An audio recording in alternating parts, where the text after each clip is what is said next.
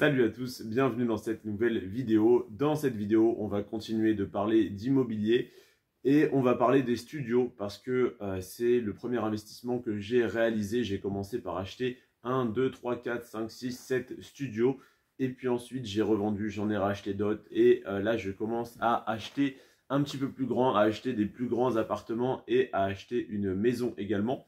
Mais j'ai commencé vraiment par des studios parce que c'était le plus accessible et le plus rentable. Donc je vais vous expliquer les avantages et les inconvénients parce qu'il y en a aussi bien évidemment d'investir dans des studios.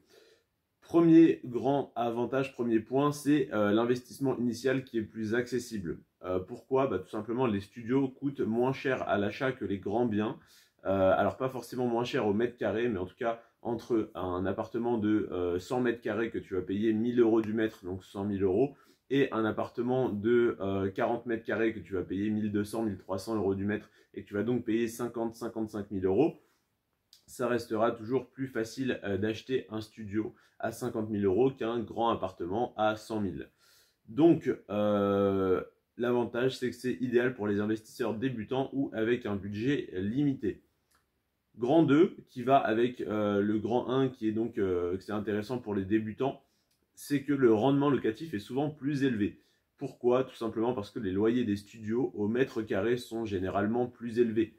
Est-ce que, par exemple, dans ma ville où c'est 10 euros le mètre en moyenne un loyer, enfin des 10 euros du mètre carré en location, pour un 20 mètres carrés, est-ce que tu penses que ça va se louer 200 euros ou plus de 200 euros? Évidemment, ça va se louer plus de 200 euros.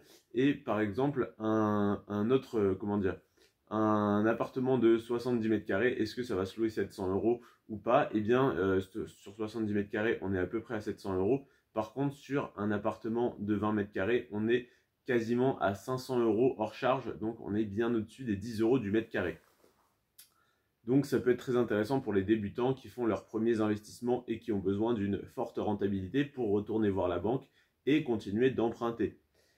Donc, en exemple, un studio dans une grande ville peut offrir un rendement brut entre 5 et 8%, contrairement à une moyenne de 4%, donc en moyenne pour toute la France. Demande locative élevée. Pourquoi? Alors tout simplement, les studios sont prisés par les étudiants, les jeunes actifs ou les personnes cherchant un logement temporaire ou à bas coût. Donc très demandé dans les grandes villes, dans les zones universitaires et dans les centres urbains.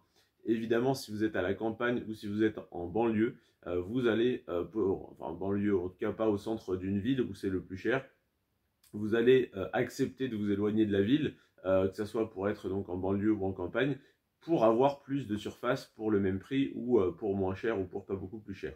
Donc si vous êtes en centre-ville et que vous n'avez pas de moyens de transport par exemple, vous êtes obligé d'avoir un studio en centre-ville, donc vous allez peut-être payer 500 euros pour votre studio tout petit en centre-ville. Par contre, si vous êtes à la campagne, vous allez avoir une maison de 150 mètres carrés pour 900 euros par mois. Ça fait beaucoup moins cher du mètre carré à la location. Mais voilà, c'est un public très différent, c'est des besoins différents et on va le voir après que ça a des avantages et des inconvénients. Donc très demandé dans les grandes villes. Avantage, taux de vacances faible si bien situé. Donc le taux de vacances, c'est le taux d'inoccupation. Donc si vous êtes dans une grande ville et que vous êtes bien situé, que vous êtes au prix du marché, c'est extrêmement demandé, les petites surfaces. Donc vous allez avoir très peu de moments où ça ne sera pas loué. On va en reparler après avec le turnover. 4. Flexibilité pour les locations meublées. Pourquoi? Eh bien, les studios se prêtent plutôt bien aux locations meublées, souvent plus rentables que les locations nues. Et donc, l'avantage, c'est les loyers plus élevés et les avantages fiscaux possibles, à savoir le micro-BIC et les amortissements. Donc ça, c'est tout un sujet assez compliqué, mais voilà, pour faire simple, un studio, c'est souvent meublé parce que les gens sont soit des étudiants, soit des jeunes actifs qui n'ont pas encore leurs meubles et qui déménagent assez souvent, donc n'investissent pas encore dans des meubles. Donc voilà. Grand 5, gestion simplifiée.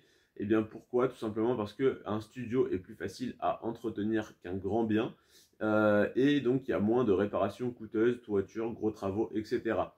Si on est dans un immeuble de 1000 m² habitable avec, je sais pas, peu importe, une vingtaine, pardon, je suis fatigué, une vingtaine, une quinzaine, une trentaine de logements, peu importe, à partir du moment où vous avez un bien dans cette copropriété, vous allez être redevable quand ils vont refaire les façades, les toitures, etc. Donc, tout l'intérêt, c'est qu'un studio, c'est petit. Si jamais il y a 1000 m² habitables et que vous avez un appartement de 100 m², et ben vous allez payer 10% de la facture. Si la facture, c'est 50 000 euros, vous allez payer 5 000 euros. Cependant, si vous avez 20 m², vous n'allez plus payer 10%, mais vous allez payer 2% de la facture.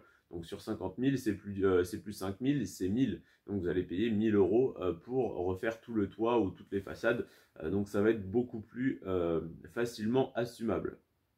Voilà. Grand 6, revente facilitée. Pourquoi? Eh bien tout simplement, la petite taille et le prix attractif rendent les studios faciles à revendre. L'avantage, c'est une large cible d'acheteurs, des investisseurs, des primo-accédants et même des étudiants. Donc il y a souvent des parents, enfin ça arrive que des parents achètent un studio pour leur enfant et ensuite le gardent en location quand leur enfant va déménager et ne plus y habiter. Les inconvénients maintenant d'investir dans des studios. Donc s'il n'y avait que des avantages, je vous dirais de faire ça et de ne pas réfléchir. Il y a évidemment des inconvénients. Le potentiel de valorisation est limité. Pourquoi? Tout simplement parce que les studios ont souvent moins de marge de valorisation à la revente. Et donc l'inconvénient, c'est une faible plus-value à long terme. Donc ça dépend évidemment des secteurs, etc. Mais à moins que le bien soit vendu très en dessous du marché parce que gros travaux à effectuer, sinon c'est vrai que c'est beaucoup plus limité.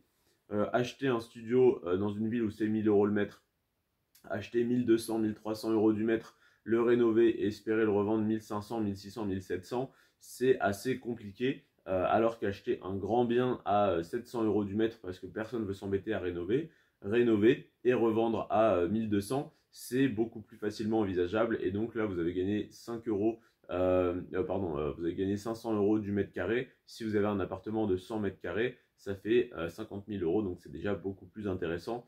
Parce que même si vous faites le calcul sur un 20 mètres carrés, que vous achetez 1200, que vous vendez 1500, vous avez gagné 300 euros du mètre. Sur 20 mètres carrés, vous avez gagné 6000 euros.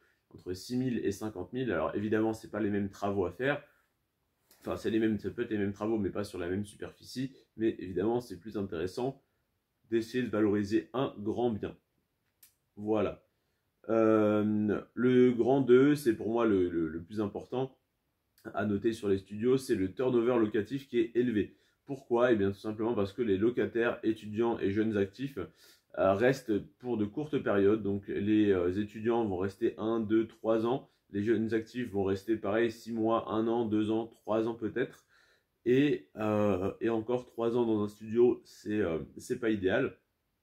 Et donc l'inconvénient, c'est un changement fréquent de locataires, donc des états des lieux, des recherches de nouveaux locataires, etc. Donc comme on le disait plus haut, un studio bien situé au bon prix ne va pas souvent être vide, il va être loué tout le temps. Cependant, si vous avez des locataires qui partent et qui arrivent tous les 6 mois, tous les 1 an, c'est des gens qui respectent moins le bien parce qu'ils ne se projettent pas à long terme dedans par rapport à une famille qui habiterait dans une maison. Donc il y a des avantages et des inconvénients comme on le disait. Et pour moi, le plus gros inconvénient, c'est le turnover locatif qui est élevé. Et autant pour une maison, vous pouvez la mettre en location et espérer que les gens restent 5, 10, 15, 20 ans. Autant pour un studio, il faut être prêt à refaire des états des lieux fréquents. Donc si vous n'êtes pas sur place, ça implique soit de vous déplacer, ça coûte des frais, soit de mettre le bien en gestion dans une agence locale et ça va vous coûter à peu près 10% du loyer. Donc sur un loyer à 500 euros, déjà c'est pas un gros loyer, mais ça va vous coûter 50 euros par mois de gestion locative pour ne rien faire et ça va vous recoûter des frais le jour où vous devez retrouver un locataire via cette agence. Donc c'est un petit peu moyen, ça casse un petit peu la rentabilité. Donc voilà, le grand 3, c'est la sensibilité à la location. Pourquoi? Tout simplement parce que le succès d'un studio dépend fortement de sa situation géographique. Et l'inconvénient, c'est que c'est moins attractif dans les zones rurales ou peu dynamiques. Donc ce que je disais, c'est très bien pour les centres-villes, mais ne commencez pas à investir dans des studios à la campagne ou à rénover une grande maison à la campagne de 2000 m². de 200 mètres carrés pour faire 10 appartements de 20 mètres carrés, il n'y a pas grand intérêt. C'est vraiment intéressant par rapport à la localisation en centre-ville.